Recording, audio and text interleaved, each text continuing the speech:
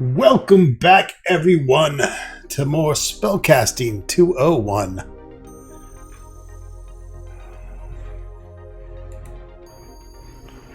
I'm going to go ahead and get us back to where we were before.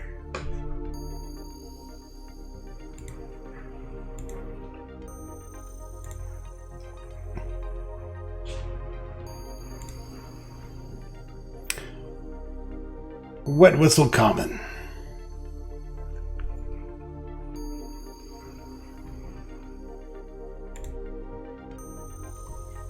Hey girls.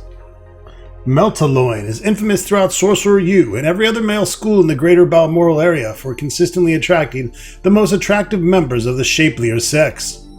It is worth noting that while loins mostly date guys from Paladin U, more than 80% of them marry SU alumni. Thus their rumored motto, screw a stud but marry a rich man. There's an exit to the southwest, but who cares? You see a roll of dental floss here. And of course Eve is behind us. Let's go ahead and grab the floss.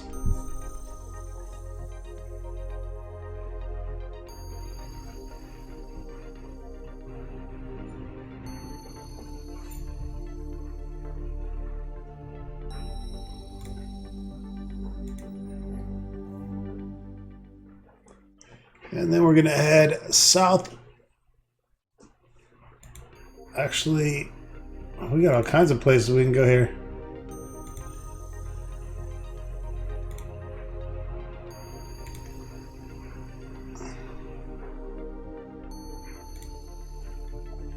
Lamb to pig a cow. Whoa. LPK has a well-deserved reputation for pledging the least appealing women in each year's class. The blobs, beanpoles, geeks, and nerds all seem to end up here. A few are in sight, the rest are probably off somewhere trying on paper bags. You can escape to the southeast. The people responsible for this scene have been sacked and are now attending sensitivity seminars. Get tablecloth.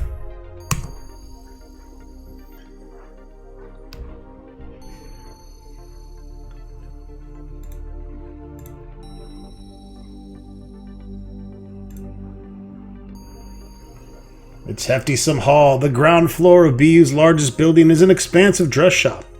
Other classes such as mugwashing 101 and table wiping 201 occur on the upper floors. A stair leads up and the building's main exit is to the west. Silently and obediently, Eve accompanies you. Eve claps with delight. What a wonderful dress shop. I'll make you a wonderful new cloak, Ernest. Her delight is suddenly punctured.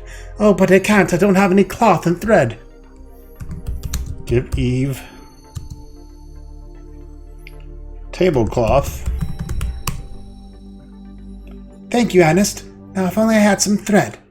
You'd have a new cloak as rapidly as my untalented hands could sew. Give Eve floss. Now I can make your new cloak. She selects a machine and gets to work. That's right, get to work, bitch.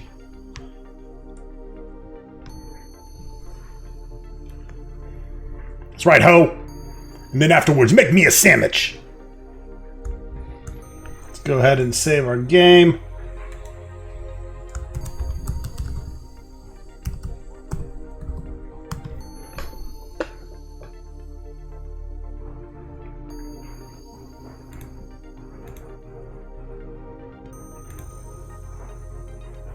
All right, and we don't have Eve with us, so we can play some hanky-panky. Let's kiss a loin.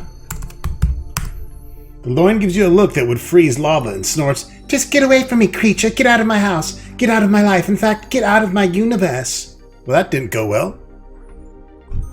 What a bitch.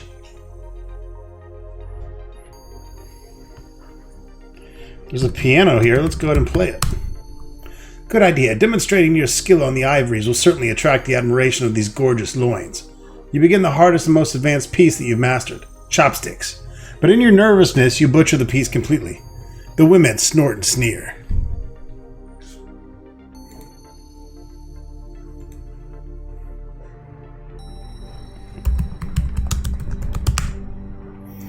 Let's try to climb the statue. Hey, whoa! Just because you climbed all over old Marvin Melting Wolf back in SU doesn't mean you have to start clambering up every piece of statuary you happen to come across.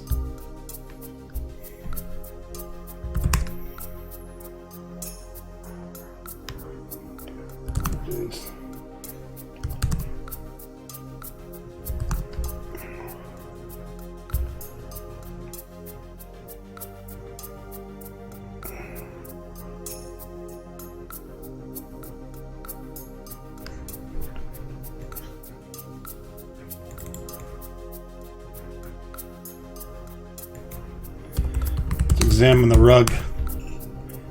The carpet's really ugly. What a surprise.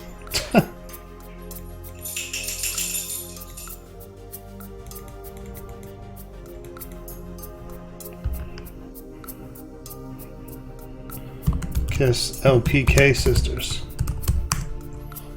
You shut your eyes, screw up your courage, beat your better judgment into submission, and sidle up to the nearest cow.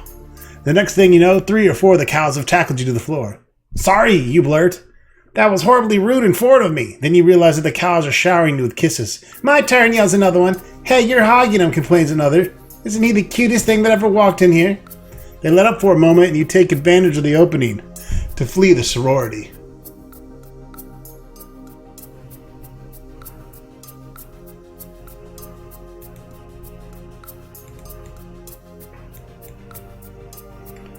There's a beautiful sapling here. Let's examine the sapling. The sapling's about 4 or 5 feet tall. It can't be more than just a few years old. It's planted directly beneath the open window of the dorm.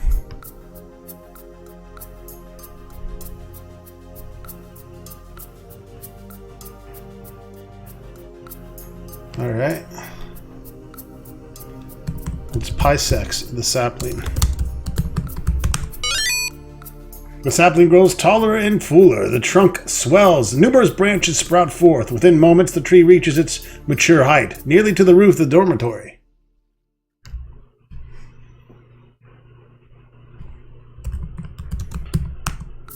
You easily climb the tree and scramble into the open window. You're in a large dormitory-style shower. It's so steamy in here you can't see your hand in front of your face, let alone the several buxom, naked, lathered co-eds. An open window is just to the east, and the shower room extends to the west. A well-developed tree rises outside. You hear the voices of aspiring barmaids conversing unseen amidst the shower steam. Have you heard that Plumber U is back in session? What time's the party today? Why does it always get so steamy in here? Let's go ahead and save.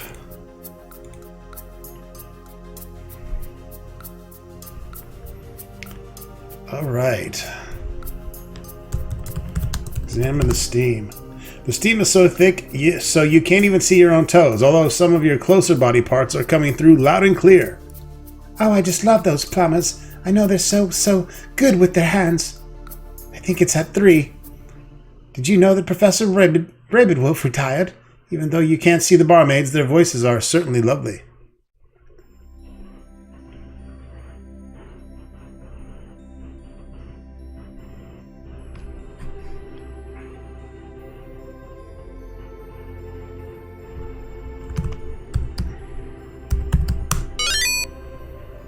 The steam disperses and the shower is suddenly bone dry. The barmaids see you and hastily and unfortunately wrap themselves in large bat towels. Who is he? He looks kind of nerdy. He must be from Sorcerer U. Get him away from me. Check out the ass. Alright, sorry ladies. I'm just here to fix the shower.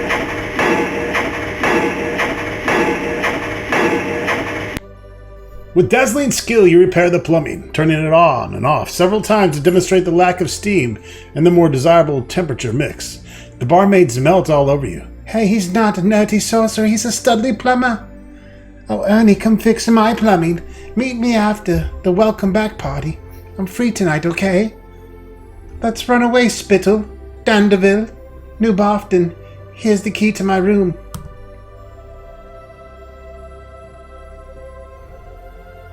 You feel a key being pressed into your hand. You're so handsome and strong. Oh, take me, take me.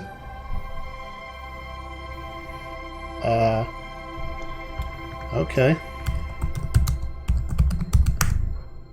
Oh, me first. Hey, I saw him before you. Oh, yeah, well, whose room key did he take? Well, you wouldn't even have known about plumbers if I haven't told you. Soon a catfight's broken out amongst the barmaids, but fortunately, you remember where you are and take a cold shower.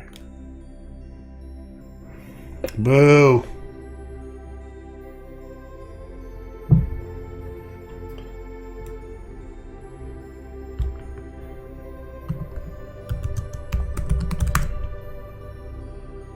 Oh, plumber boy, kiss me first. No, me.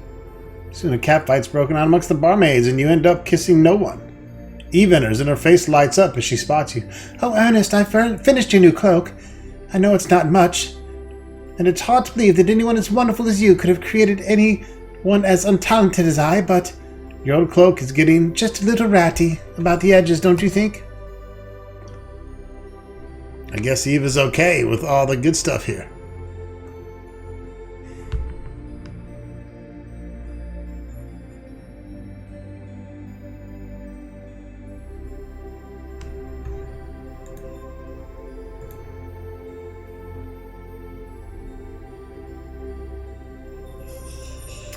Alright, you are in a random hallway of Stubborn Mildew House, a freshman dormitory. Barmaid use answer to Sorcerer use Frog Kisser House. Just to the west is a dorm room door closed. Stairs lead downward. From off to the east comes a gentle breeze, as though from an open window.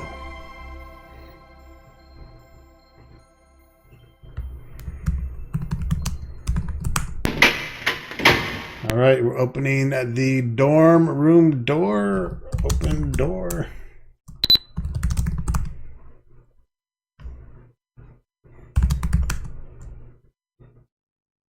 You're in a typical bedroom of Stubborn Mildew House, not unlike your own freshman dorm room, except that it's a pinker, frillier, and doesn't look like it's been ransacked. The only door to the east is open. You see an invitation and a sink here. Let's see if we can fuck Eve now. Displaying an innate talent for sexual activity, Eve draws you to her. As her hands sensually explore your face, your back, your legs, as Eve detects your arousal, she reclines invitingly and whispers, "Be gentle, I'm a virgin." As you lie by Eve's side, she caresses your sweaty chest and your sweaty ballsack also, and says quietly into your ear, "Oh, master, you must surely be the world's champion at this, right?" Come on Eve's face. Come on. Get invitation.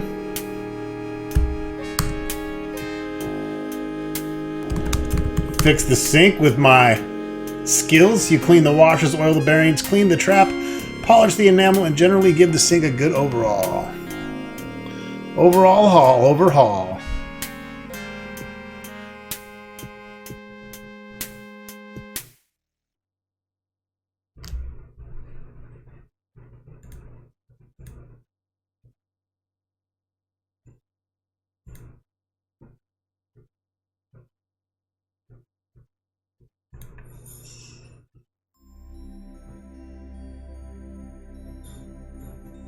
Oh shit. Can I Pysex the sapling from here?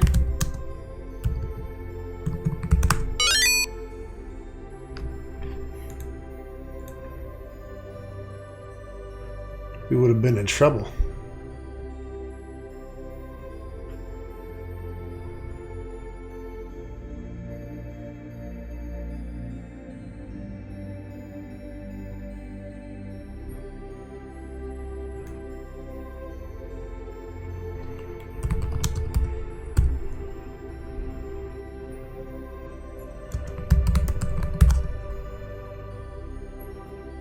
Alright, we're going to give Eve the invitation and give Eve our liquor pellet.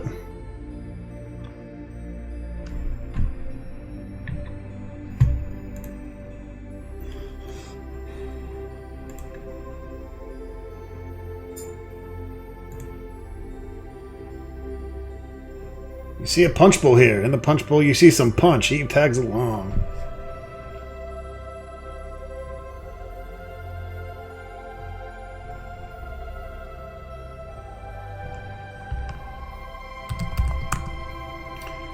It's 4:20 on a Thursday. What should we do? Puff, puff, pass, motherfucker.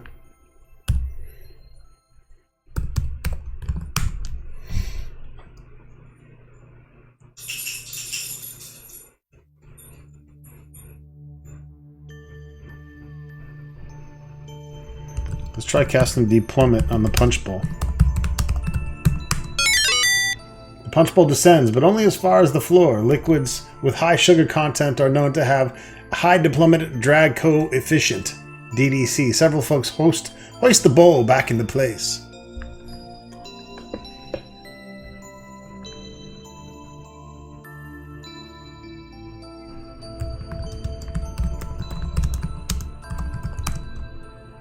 Yep, that's what the invitation's for, the party. Yep, this is where the party takes place. Yep, party's today. Nope, I'm not going to let you in. Women only, you know.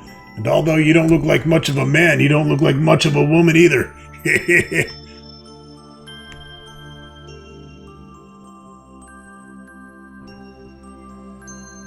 guy's a douche canoosher. Women only. Good thing we got Eve with us.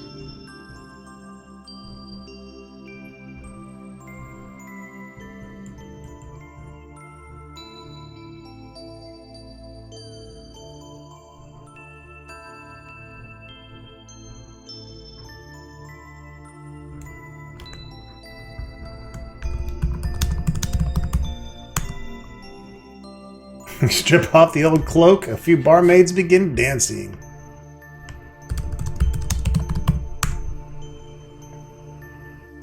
Alright, we got our fresh cloak on. We're going to give Eve a command. Give invitation to guard. She gracefully hands her invitation to the security guard as she flows past the cordon. I'll do as you say, but only briefly, for I cannot bear to be apart from you. Eve, put pellet in punch bowl. We gotta spike it. Eve drops the pellet into the punch. For a few moments, the punch bowl fizzles and bubbles. The score's gone up by 80, and the guards seem to be a little bit preoccupied now.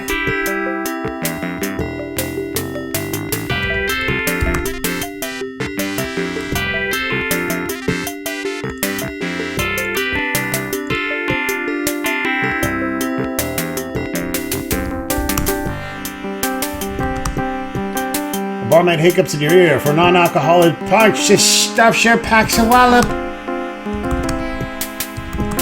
I'm not sure anything else happens. The barmaid, her dress half unbuttoned, falls against you. Kiss me, cutie. She puckers up and then falls down, then throws up, then lies down in a corner, snoring. A couple of barmaids begin fondling one of the security guards, whose discipline seems to be weakening quickly. Group of small barmaids dance past you, giggling hysterically. Yeah, it doesn't look like anything else really happens. Give me my time back.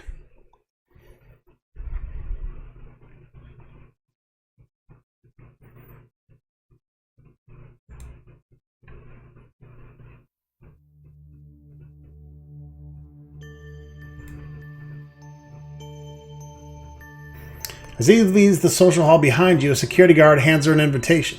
You'll need this if you want to get back in the party, he explains. Sounds of rowdiness, tearing fabric, breaking glass, screams of terror and delight pour forth from the social hall. The queen of the senior class runs past with the security guard right on her heels. Both are tearing off their clothes as they head toward melted loin. A stray garter belt lands at your feet. You take the garter belt of Gecko. Your score's gone up by 50. Yes, this is none other than the fifth, even greater attachment to the garter belt of the Gecko.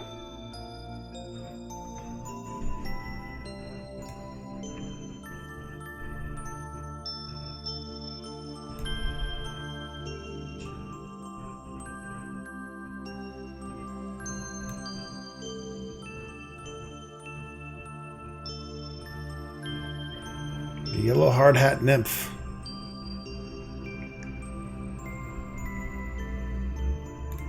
Alright, we can go back to the university now.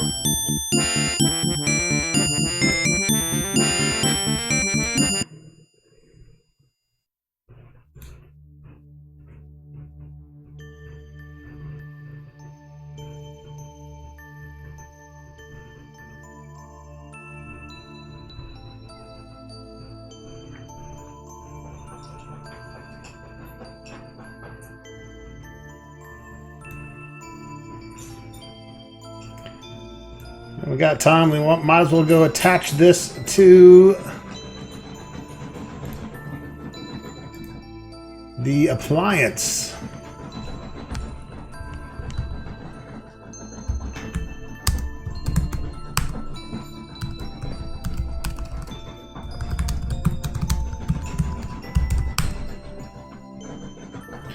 If I could spell.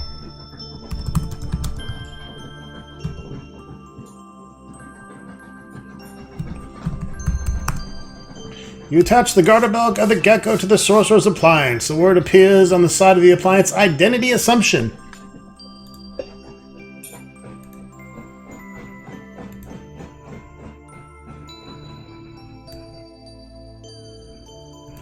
We can just go bang Eve until nighttime.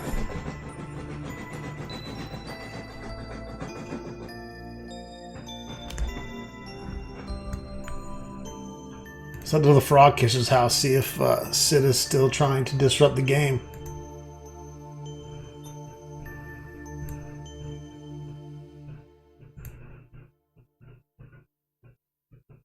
Gary appears above the courtyard, again trying to cross on the line he has strung between Melting Wolf Hall and Sorcerer Stadium. He gets to within a foot or two of the stadium's parapet when the cable snaps. He makes several frantic grabs at the parapet, but ultimately slides down the now drooping cable, banging painfully off every protruding stone of the stadium wall, bleeding from several cuts. Dirty junk pile lips out of sight. Dances with sheep lurking in the doorway, throws something which lands in the midst of the role players. It's a grenade! The players give it the barest glance. Probably isn't live, mumbles one. Time proves him to be correct. We open the door and go into the restroom. And it's just more of their shit.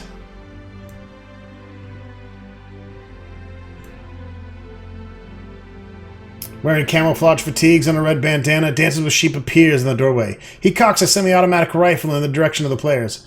I am from Barfton Liberation Front. You are now my hostages. Come along quietly and no one gets hurt. The players ignore him, make lousy hostages, mumbles one. No one would care, adds another. We attack the muggers.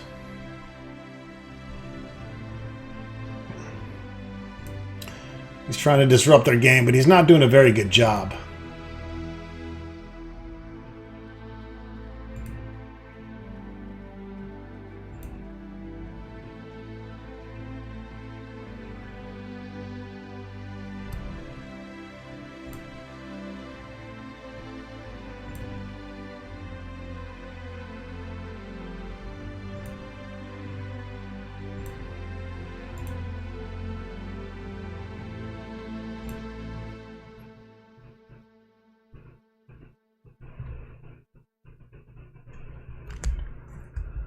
Gary's up at it again. He's got a tapestry against the sky. He unfurls the HDP banner with a flourish and then produces a bottle of champagne from the pocket of his cloak and pours himself a toast. No doubt about it, Dirty Junk Powell is completing his hazing task in true style. Finally, he takes a step back to salute the banner and retreats right off the rampart, plunging into the beds of ivy that ring the outside of the stadium. So much for style.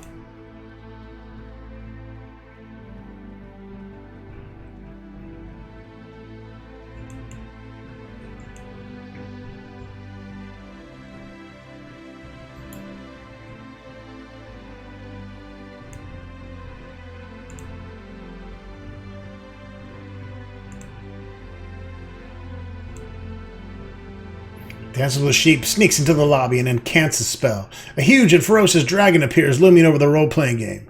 The players glance up, then return to the game. Doesn't look like a fire-breathing variety, mumbles one. The dragon roars, shaking the very foundation of the building. Barks probably worse than his bite, mumbles another. Insulted, the dragon stalks away.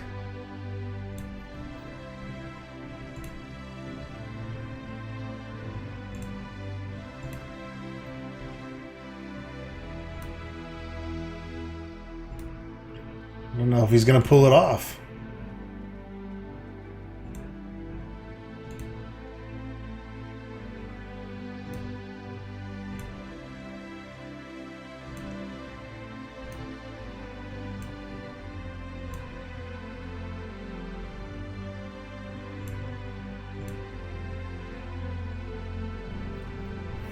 Sid approaches the players looking very depressed. You guys are incredible. You played through anything. Thanks to you, I'm getting kicked out of HDP.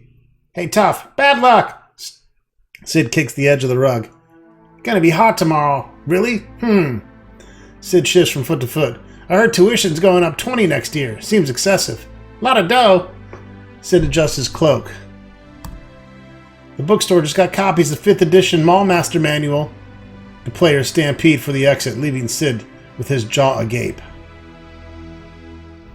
5th edition Mallmaster Manual.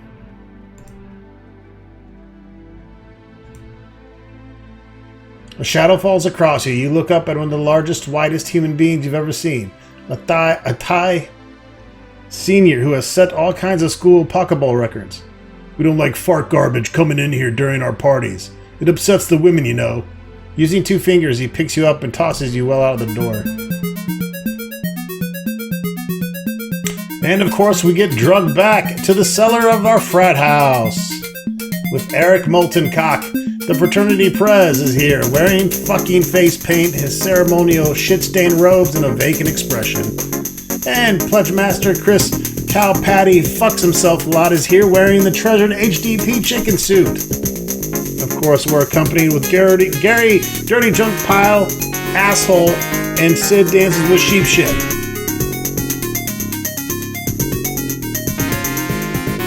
Pledge Master Cowpatty peruses the line of pledges. Okay, let's see how you miserable maggots did today. Did Pledge Dirty Junk Pile raise the HDP banner on the stadium ramparts? The assembled fratmen begin dancing and waving their arms as though possessed. Yes! Squawk, squawk, yes! Well done, Pledge Dirty Shithead! And did Pledge Dances with Sheep break up the infamous Malls and Muggers game? As Cowpatty continues his bellicose ceremonial rantings, your attention wanders. Suddenly, Cowpatty's leering face is an inch away from your own. Did Pledge Eaglebeak spike the punch-out barmaid used welcome back party? Yes! Bok bok, yes! Cowpatty's face becomes positively livid. What? He swallows, grinds his teeth, and says, Pledges, you have miraculously survived the day's obstacles, but tomorrow will be harder still. Sleep hearty, boys. And after a few final flaps and squawk, the cellar empties.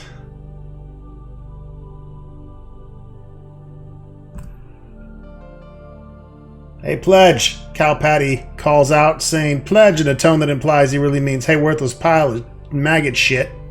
Better get a good night's sleep. You've got a date with the hazy... Yep, same thing he says every day.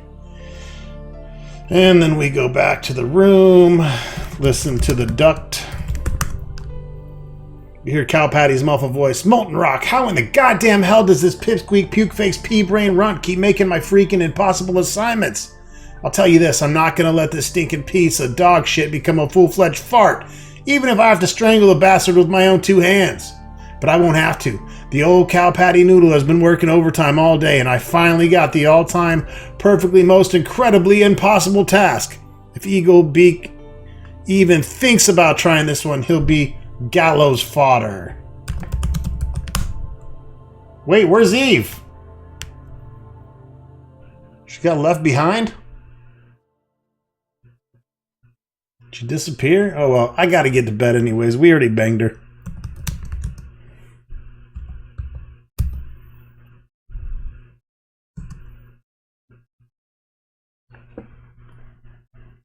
All right, folks, that is going to wrap it up for this episode. Stay tuned for Chapter 5, a.k.a. Friday, soon to fucking come.